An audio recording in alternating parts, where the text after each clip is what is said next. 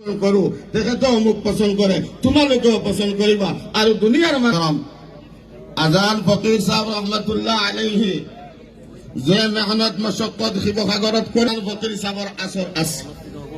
বুজুর্গানে দিন ইন্তেকাল করার পাছত থেকে তো হলো রুহর আসর থাকে। মই যেতিয়া শিৱসাগৰৰ জমিনত আহো তেতিয়া মই অটোমেটিক এটা শান্তি পাওঁ, সুবহানাল্লাহ।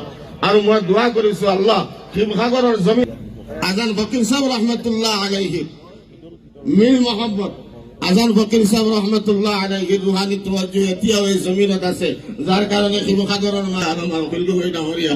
তেখেতসকলৰ লগত এতিয়া মুলাকাতো হোৱা নাই, কিন্তু মই তেখেতসকলক পছন্দ কৰোঁ। আৰু এটা কথা মনত ৰাখিব যে আল্লাহ পাক ৰব্বুল আলামিনে যিমান মহাপুৰুষসকল এই পৃথিৱীখনক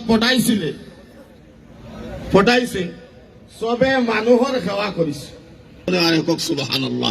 সব নবীসকলে মানুহৰ তলত তেখেতসকলৰ জীৱন শেষ কৰিছে।